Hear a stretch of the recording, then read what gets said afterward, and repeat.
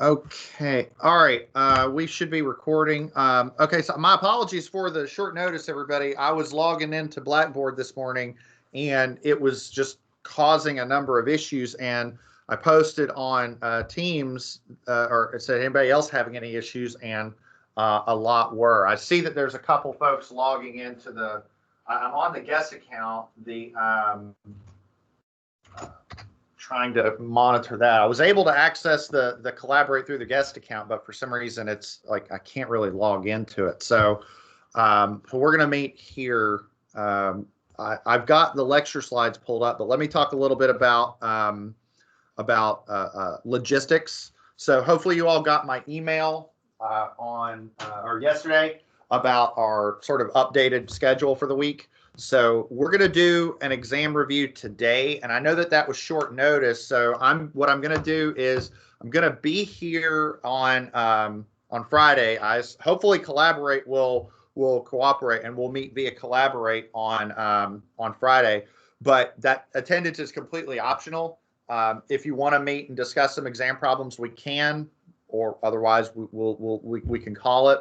But I wanted to sort of respect the mental health day that Marshall's implementing on Friday. So officially, class, I guess you could say, will be canceled on Friday, but I'll be available if you want to go through some stuff on the exam. You have a homework due today, and that's going to be the last homework before the exam. That was going to be the last homework regardless of the mental health day. What I did this morning is I recorded a short video on the final topic in influence lines, which was on AASHTO provisions. And there's really not a whole lot of new material in terms of applications, because it's still just, using influence lines to determine responses for concentrated loads and distributed loads. Really, the star of the video is just talking about the AASHTO load models, which I just wanted to go through that. And I spend most of the video going through an example. So long and short of it is, if you need more practice on applying influence lines, it's a good video to watch because it goes through a lot of that. But it's not mandatory because I'm not putting AASHTO load models on the exam. I'm only going to put the material on the exam up until our lecture on Monday. So everything from exam 1, all the deflections and influence lines up until the lecture content that we had on Monday, that's going to be on the exam. So let's talk about the exam. Let me go through the logistics and the topics. So we're going to do the exam on Monday, just like we had planned to. And just to give you a little bit of a view into the future, after Monday, we're going to be in matrix analysis land. And what I'm hoping, and I can't make any promises, but I'm hoping we can cover what we need to cover in matrix land by the 18th. And so I'm going to hit the ground running in matrix land. And what I'm hoping I can do is take the Friday before Thanksgiving break and cancel class. I'm going to try and do that too. But I'm going to be, going at it with matrix analysis. So there's that. But going back to the exam, we're going to have the exam on Monday. It'll open at 10, close at 11. It's a 50-minute exam, but I'm giving you an hour just to, for any technical issues. And then it'll be the same thing like that we did with the last exam. I'll have 2 links on Blackboard. One's for the timed exam. One's for the place where you upload your PDF. And that'll close at noon, so that way you won't feel rushed on that part. It's an exam, so no Chegg or forums or anything like that. But I mean, you can use your book, you can use your notes, you can use anything that's on Blackboard, including the recordings. So all that. Don't use another person, basically. The exam will be forced completion. It'll be timed. The questions will appear all at once. The way I have it set, anytime you open the link, you'll have the 60-minute timer will start. So if you open the link like a minute or so late, it might look like it's submitted late on Blackboard, like it might show up late, but I'm not count anybody late if they do that like a minute or so late. Let me go back to Teams here because I'm seeing a bunch of people here joining. I see a bunch of people here joining Collaborate, so I'm trying to monitor that as well. The format, it'll be very similar, 4 to 5 conceptual questions, 3 computational problems, and always, again, make sure you type out an answer for every question, even the computational ones. Don't leave that blank. It really does help me out with the grading. Let's talk about the topics. So there's really 2 topics on the exam. That's deflections and influence lines. So for deflections, make sure you can analyze real and virtual structures. So, the real structure is the structure with the loads as they're given. The virtual structure, you take all the loads off, you put a single load at the point of interest in the direction that you assume the deflection is to occur. Make sure you can compute both translations and rotations. So that means, displacements and the slopes and all that. And make sure that you can account for, axial deformations, which is what you would see in trusses, flexural deformations, which is what you would see in beams and frames. On the influence lines side of thing, make sure you can draw influence lines for a response at a given point. Make sure you can utilize the influence lines to determine the response due to concentrated loads and distributed loads, as well as what we talked about on Monday, which is the envelope, the maximum responses due to live loads. And I have here in this slide, which this is on Blackboard, and I'll check to make sure that this slide is live here in a bit. But I have some formulas at the end of the presentation just so that it's all in one spot.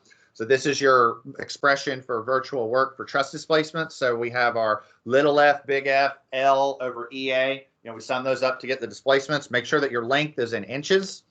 And we've got all of that listed there. For beam deflections, we have our integrals, the little m, big M over EIs. I threw the unit conversions in there as well for rotations and for translations.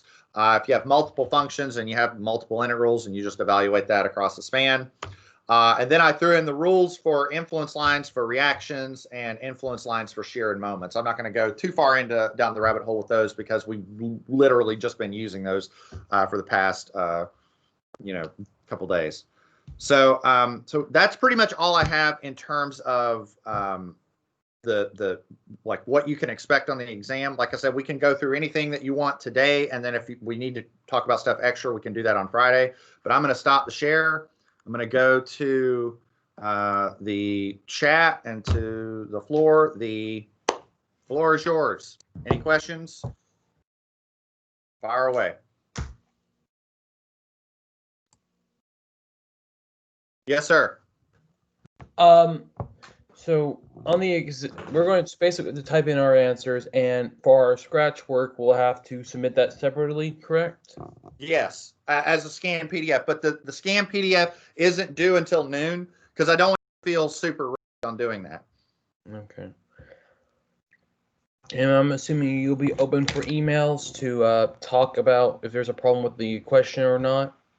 Yeah, I mean, just like in previous exams, if you're asking me like how to do a problem, I mean, you know how it goes on an exam. I can't tell you everything. If there's like a problem, I'll have my email open, and if there's an issue, I'll email everybody. What else is there? So maybe that brings up another point. Everybody in class have your email handy. Another question: since we have a problem with Blackboard today, what might happen if Blackboard kaputs on us? That's a good question. And if Blackboard decides to go on the fritz, we'll deal with it. And by deal with it, I mean we'll just have to schedule the exam for another day. The unfortunate aspect of that is I might have to use that lecture on Friday. I really want to try and give you all that day off, but we'll probably just have to say restart. We'll do it on Wednesday, and then we'll just lecture until break. I don't want to do that, but I'm crossing my fingers that Blackboard is fine. Don't jinx us, man. Don't jinx us. Well, in all seriousness, we've been doing pretty well all semester. I mean, when we went online in the spring, we had more Blackboard bugs. At least my experience was in my classes, we had more Blackboard bugs in that, short period. What was it? 4 to 5 weeks of lecture than we've had all semester in my classes this semester. So this is the only day that I've had really substantial bugs on Blackboard, at least in my class. I don't know if you've all had, different experiences in your other courses. Oh, that may mean the internet's being taxed, so. Yeah.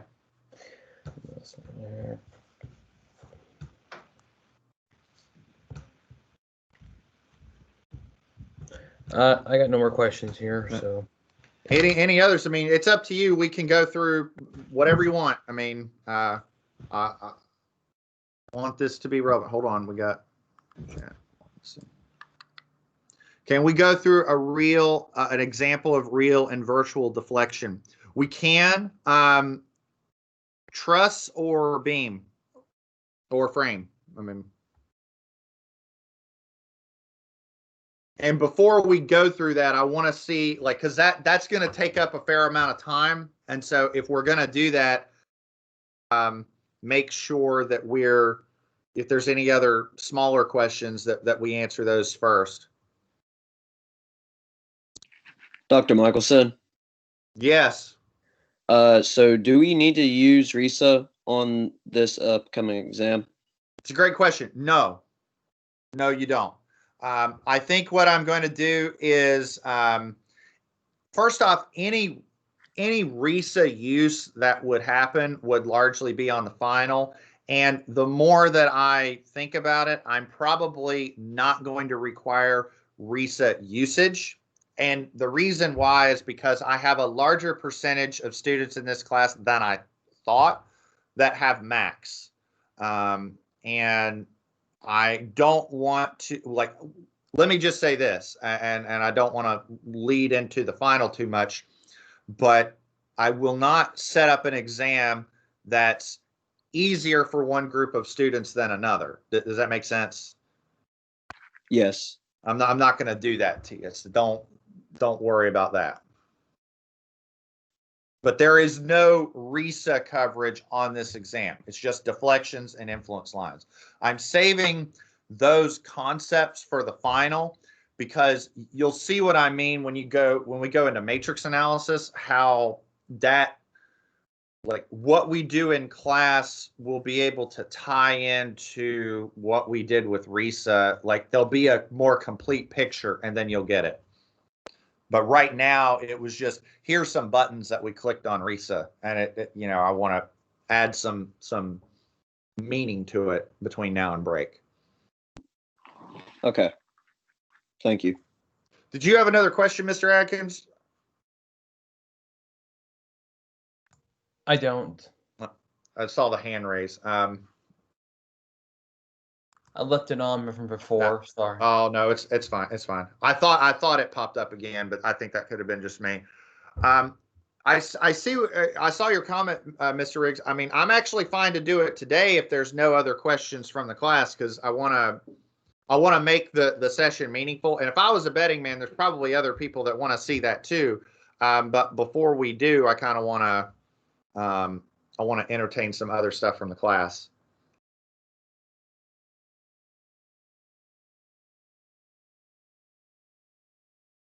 Any other topics or things? Any questions, conceptions?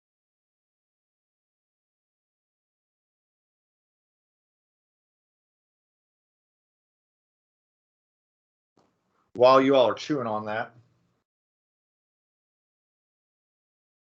I'll grab a book here, see if I can look up a virtual work example that's kind of doable for us. That's complex enough that it gives us something to look at, but not too involved that we're going to be staring at it all day. And I didn't get, did you want to do a beam or did you want to do a truss or a frame? A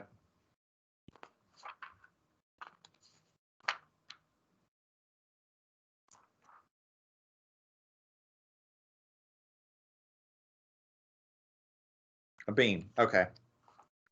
I'm not going to do that one because that one we already did.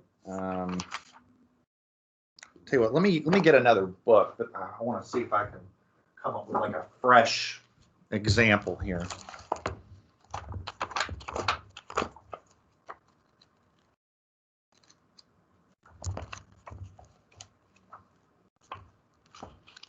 All right, let me see here.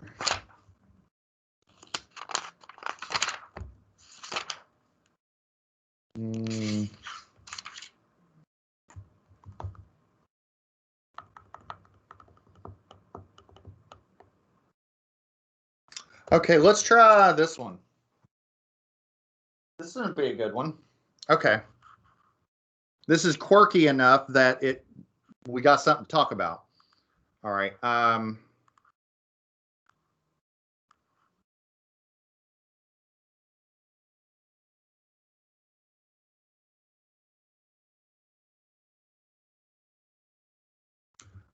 Okay, can you all see the notebook here? That's a confirmation. All right, let's look at the following problem. I'm going to make the screen a little bigger. Okay, so I just looked this one up on in another textbook, and I think this is kind of nifty. All right, so determine the rotation at B of the beam shown. And for this beam, we're going to take E to be 29,000 KSI, and we're going to take I to be 500. So it's a consistent, it has a constant cross-section across the beam. Okay, so the beam looks like this. Let's see. So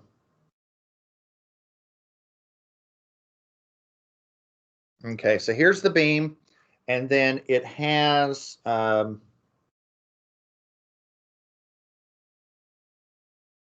hinge here, and it has a roller here. And this is support A. This is support B. So we're actually trying to figure out how much the beam rotates across that support. And the loads on the beam are, we have a load here that's 4 kips. We have a load here that is 2 kips. And we have a load here that's 4 kips. Okay. And for our distances here, we know that each of these are 10 feet.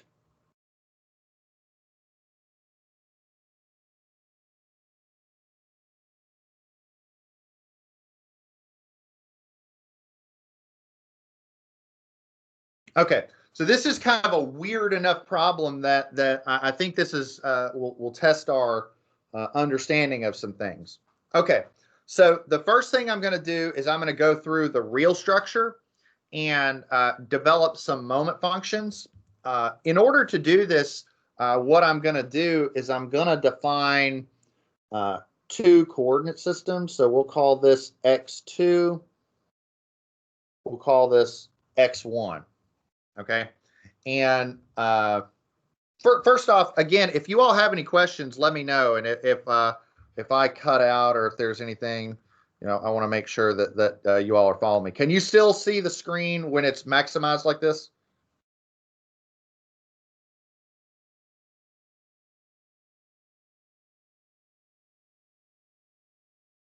Hello? Yes. Okay. All right.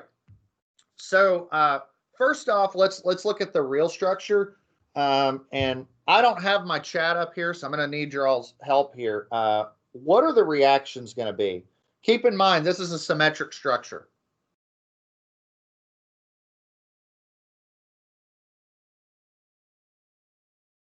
So you all might just need to turn your mics on to answer this. 5 and 5. 5 and 5. That's exactly right. Okay. So this is 5 kips. Oh, no, there's no hinge on the beam. This is just one solid piece. No internal hinge. But there's a pin support and a roller support, but no internal hinge in the beam. It's a solid internal cross section. All right. So first thing we need to do is draw our shear diagram and our moment diagram. So let's do the shear diagram first. All right, so when let's see, what do? We go down -4 over, we go up 5, so that makes this positive 1, go over, go down 2, so now we're at minus 1, go over, go up to positive 4, go over, go down. Actually, let me scooch that over a little bit.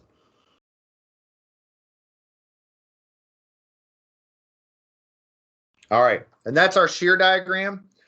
In terms of the internal areas, so these are just rectangles. So this is negative 40. That one's going to be positive 40. This is going to be minus 10. This is going to be, or sorry, plus 10. This is going to be minus 10. So, so if I draw the moment diagram,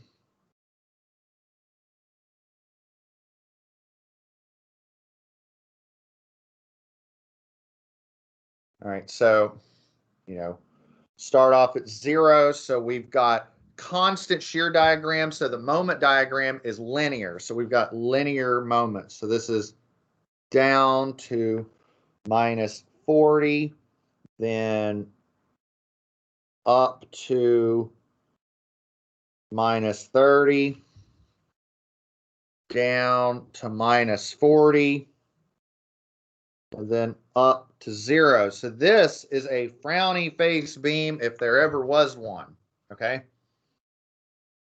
All right. Now, does anybody else notice something about the picture of the beam and what it looks like? Maybe also looking at the moment diagram. Does anybody notice something about what it looks like? There's a certain word I'm looking for here.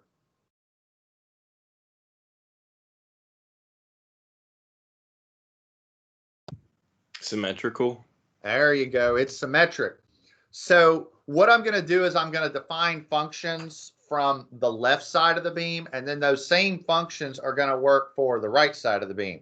So remember, I had defined my, functions. I said that this was x1 and that was x2, right? So really you need 4 functions to define the beam, but because it's symmetric, I really only need to define 2 of them, and the other 2 are going to be the same. So let's take a look at each of these, and they're all lines. Okay, so let's look at this one right here. Okay, we know the slope of this line is minus 4, and how do we know that? Because that's the value of the shear at that region. Remember, the slope of the moment diagram is equal to the shear diagram, and then the intercept is 0 because it goes directly through the origin. So I propose that M1 is negative 4x1, and that's valid from 0 to 10. Okay, and because this is symmetric, think if I number these like 1, 2, 3, 4, then this one is also going to be x2. So like this is 1, this is 2, this is 3, that's 4. So I'm just numbering them from left to right. And I propose that the function for that first line is going to be the same as the function for the fourth line, with respect to x2. Does that make sense? Did I do that too fast?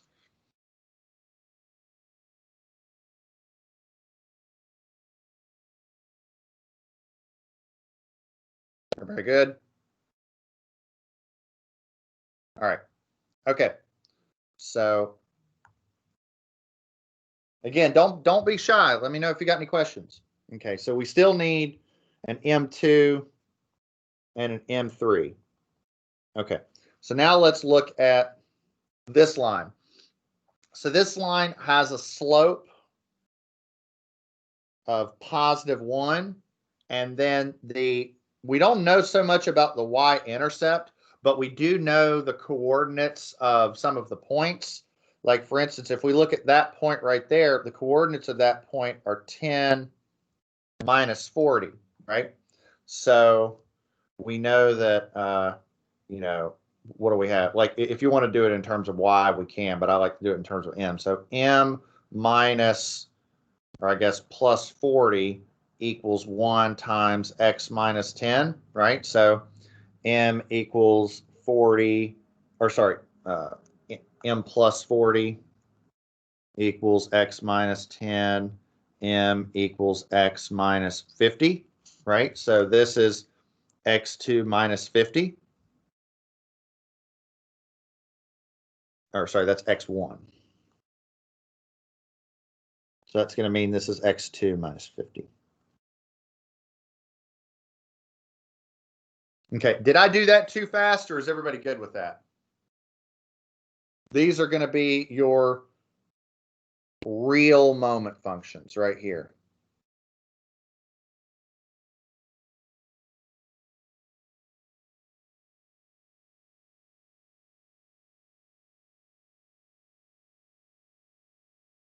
I'm not hearing anything on chat, so let me know if you got any questions.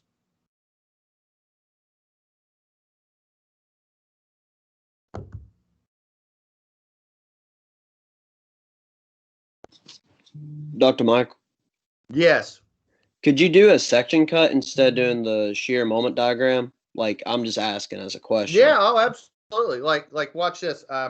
So if you hold on. So like let's do a tough one. Okay, let's do section 2, right? So let's cut that. Let's call that section 2, right? Let's cut a section and look to the left. All right, and let's just exercise that. So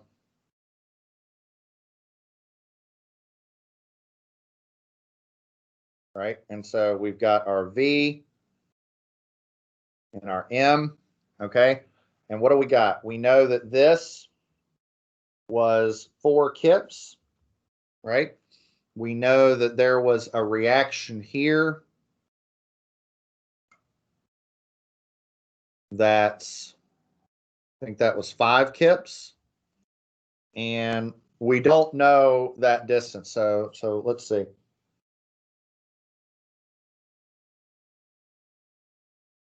So this distance is x, right? The distance from the edge of the beam to the section cut, but we call that x1 because we define the origin over here on the left. This dimension is 10 feet.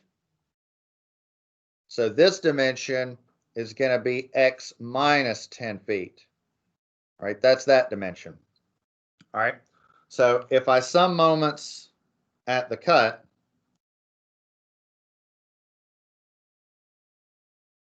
so what do we got? We've got m going this way. We've got 4 x1 going this way, and we have 5 times, what is that? 5 times x minus 10 going this way. So 5x x sub 1 minus 50 is m plus 4x1. And so m is x1 minus 50. And I'm calling that m2 because that's that second function. And if you can see, there's that and there's that. So same function.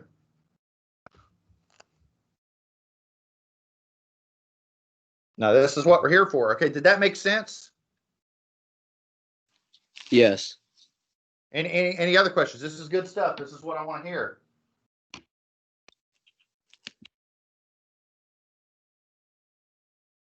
Like, don't hesitate.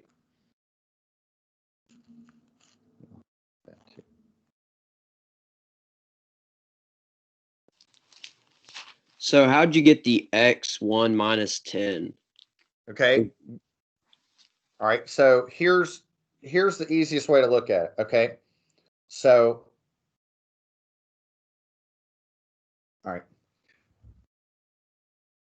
I'm defining the beam with the origin right here, right? Okay. And so when I draw this symbol, okay, this is just a shorthand way for saying that, like, this is my y-axis, this is my x-axis, and the origin is right there. Okay. Make sense? Yeah. Okay. So What that means is any distance measured from there to wherever I'm talking about, this distance is x, or in this case, x1. Okay, that's always going to be x. From your origin to wherever you cut, that's x. Because it's just how far along the x-axis you are. So far, so good? Yeah, yes. Okay. Now, so let's do some labeling here, right? So this is x is 0, right? This might be x is, I don't know, 3. This might be x is 8. This is x is 10, right? Why is that x is 10? Because this dimension is 10 feet. Okay? Okay. All right. So bear with me. Okay. Let's just pick a value like right there. I'm making the numbers up. Let's say this is x is 14. Okay. So if that's x is 14, I'm asking you, what is this distance right here? 4. 4. And how do you get that? You took 14 minus 10.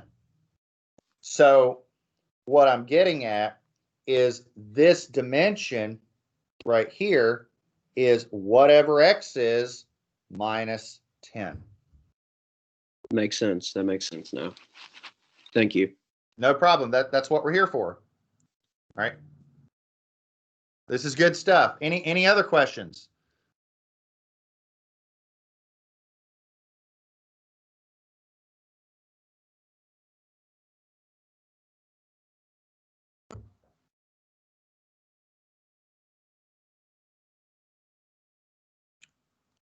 All right. Let's look at the virtual structure. Okay. So to be clear, we have the real structure completely defined. These real moment functions, that's the entire real structure. Okay. So I need the virtual structure. Okay. Now the virtual structure is going to look like this. Okay. So let's clearly break this up. Okay. So here's the virtual structure.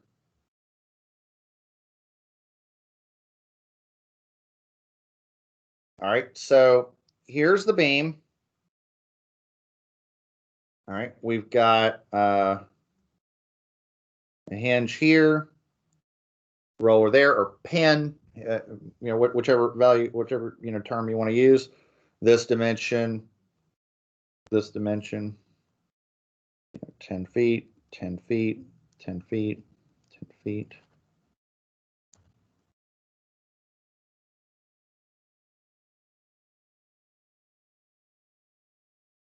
And remember, this is A, this is B. The problem is asking, the goal is to try and determine what's the rotation at B. So what we need to do is we need to place a concentrated moment at B. So we need to place, like a unit moment at B. Now, what we're going to have to do right now is we're going to have to make a decision. Okay? Are we going to rotate, which direction are we going to rotate? I am going to just make an executive decision and say we're going to rotate this way. I might be wrong. If I get a negative answer, it doesn't mean I need to develop significant emotional distress. It just means it's wrong. It's rotating the other way. I've got that the rotation is counterclockwise. If I get it wrong, it's clockwise. So first thing we need to do is we need to compute reactions. So if I sum moments at A, all right, so some moments at A, I have just a unit moment going this way. So the reaction at B has to counteract that.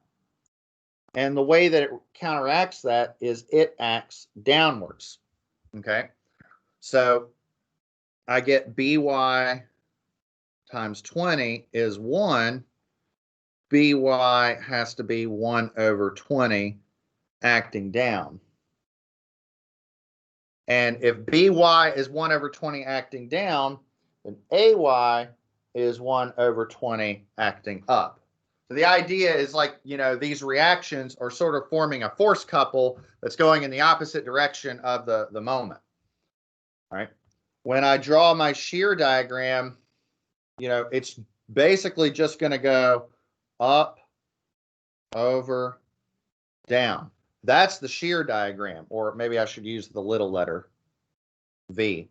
And so it's, 1 over 20, 1 over 20. That's a weird shear diagram, but again, that's why I picked this. It's a little bit of a strange shear diagram. That area is just going to be +1. So the moment diagram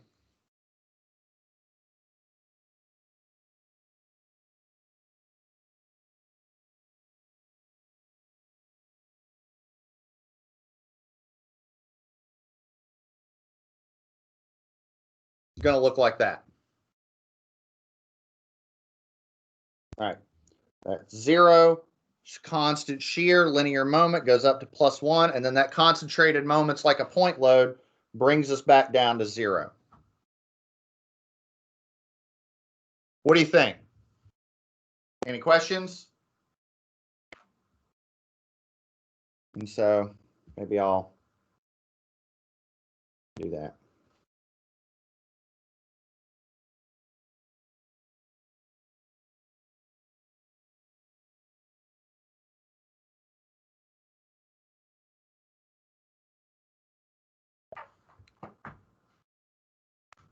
Now, did I do that too fast, or are we good?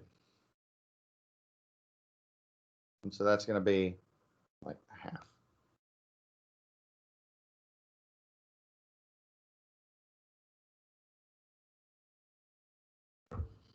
I'm not hearing much from chat, so we probably need to chew on this one a little bit.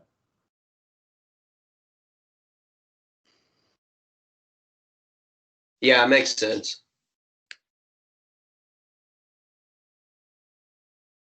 Okay. All right. So, we've got 4 regions on the beam, right? So this is region 1, region 2, region 3, region 4, right? And if we want to use a consistent, coordinate system, this was x1, this is x2. Okay. So just based on this, I know that M1 is 0 and M4 is 0. Right? There's no moment on those either ends of the beam. So if you look up here, see how I derived a capital M1 and a capital M4? That was actually kind of a waste of time. I didn't need to do that because on the virtual moment function, there's 0. So sometimes there's an argument to be made to always do the virtual moment function first. I don't know that it really matters, like especially on an exam, but it's just something to think about. For M2 and M3, I need to respect the coordinate systems that I used before. So M2 needs to be a function of this one, and M3 needs to be a function of this one, so that I'm, apples to apples comparison. So let's look at both of these. Let's look at M2. So we know the slope of that line is 1/20th, and because that's the shear diagram, and we do know a point on that beam, and that's 10, 0, right? That's the coordinates of that point right there. So we have m minus 0 equals 1/20th x minus 10, right? So m is, 1/20th x1 minus 1/2. So M2 is 1/20th x1 minus 1/2 from 10 to 20.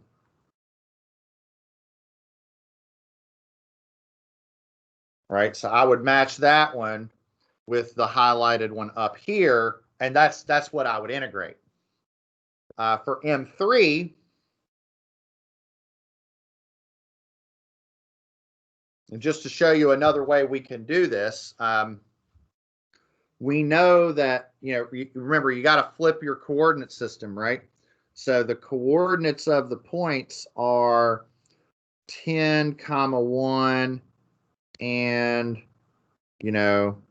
20, 1/2, or, what is it, 30, 0, right? Because I'm facing it the other way, right? I'm saying that, this is the y-axis and that's the x-axis. So I've got to flip that. And so when you flip that, that can serve to flip your slopes as well. So sometimes it's easier to just use point slope formula. So the slope is the change in y over the change in x, which is 0 minus 1 over 30 minus 10, which is negative 1 over 20. So whenever you flip that coordinate system, the slope, you change the sign, right? So slope is negative 1 over 20. We can use any one of these points. M minus 0 equals negative 1/20th. X minus 30. So I just used that slope and that point. So M is negative 1/20th x2 plus 3/2.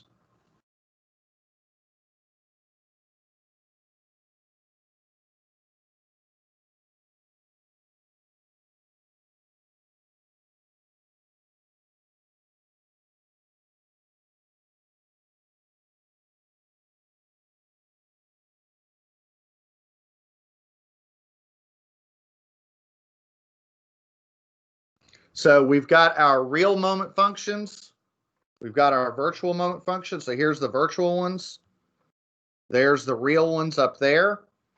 Before I move on, I don't want to rush through this. So any questions?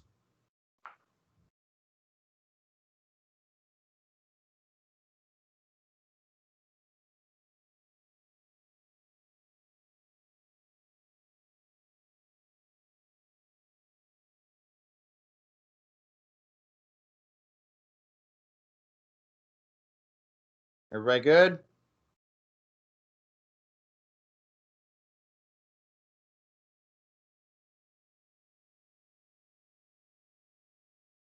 But if I'm trying to determine the rotation, I got to sum up all of my integrals, right? So what do I have? Well, ultimately, I would have 4 integrals, right? I'd have an integral from, for function 1, function 2, function 3, and function 4. But remember, those two were 0. So I can ignore the first integral and the fourth integral and only do the second and the third. So basically what I'm going to have to do is this. I'm going to say the rotation at B is going to be the following. It's going to be the integral of little m2 from 10 to 20 plus the integral of little m3 from 10 to 20. And then don't forget, we've got to multiply that by 2 things. The first thing we have to multiply that by is 1 over EI, right? Because the EIs are constant. And then we also have to multiply it by our unit conversion, right? So maybe I'll take each of these one at a time, right? So, we'll call this I1 and I2, right? So we have to integrate, the integral from 10 to 20 of, what is that? Did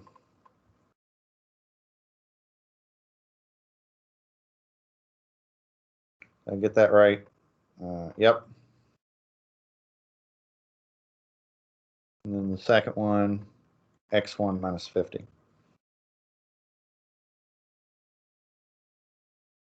Let me know if I'm going too fast.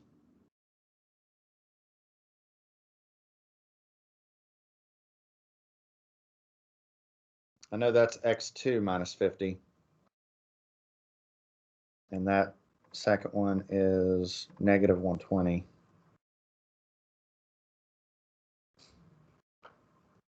Plus 3/2.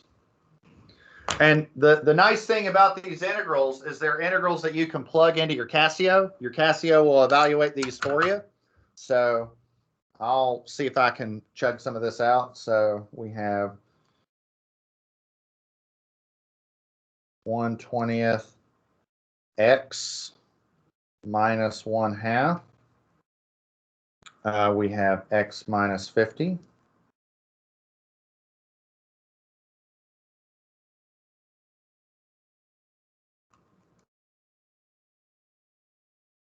Okay, this one I'm getting minus 250 over 3.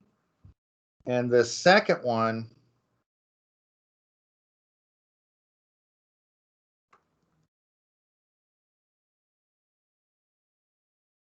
I'm getting minus 800 over 3. So looks like I was wrong in my assumption. So when you add those up, you get I1 plus I2 is minus 350. So therefore,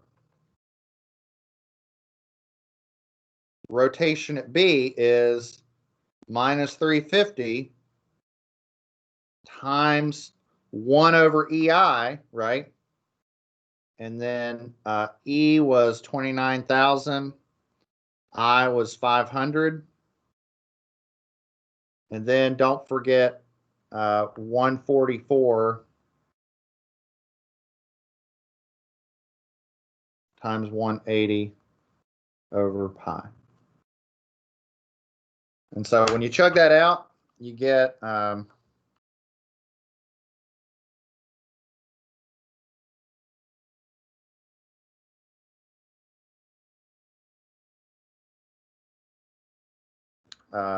theta B is negative 0.199. And then because of our unit conversion, that's degrees. Now it's negative. Remember, if you go to our virtual structure, we assumed a counterclockwise rotation, so that was wrong. Theta B is 0.199 degrees that way.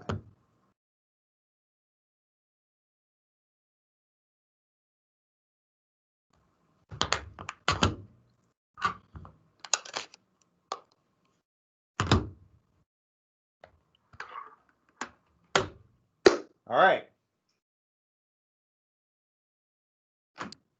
What do you think? Any questions? Let me zoom up like that a little bit so you can kind of see what I did here.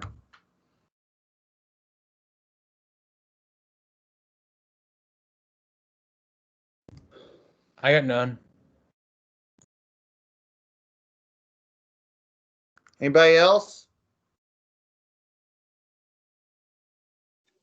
On the bounds on your integral, how do you determine those? The bounds on the integral came actually from up here, right? Because, you know, if you look at this graph, like take a look at this graph, you know, right there, right? So if I were to plot that just sort of like this, I've got a line that goes like that, and then a line that goes, you know, something like that, right? So this is x equals 0, this is x equals 10, and this is x equals 20, right? So that first integral, I'm integrating that one line from 0 to 10 because that's where the line exists, right?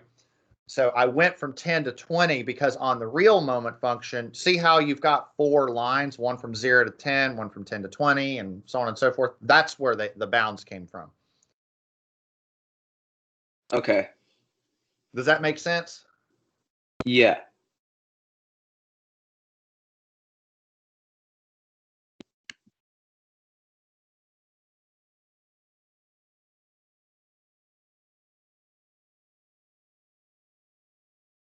Any other questions?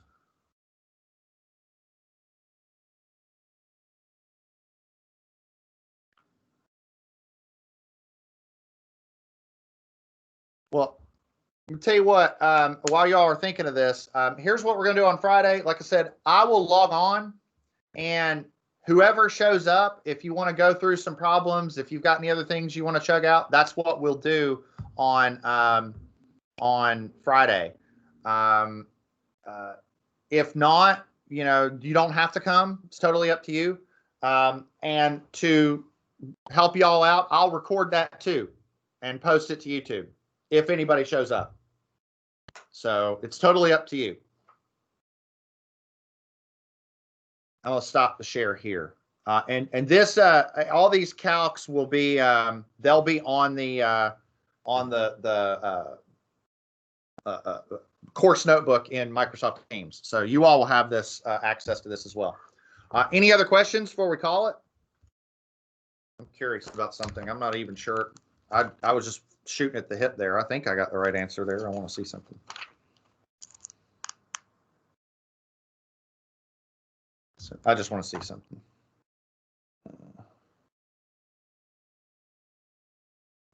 I'm gonna leave the chat here. I got a class here at 11. Have a good day, Dr. By the way, Bye. that was the right answer. I just checked the back of the book that I got it from.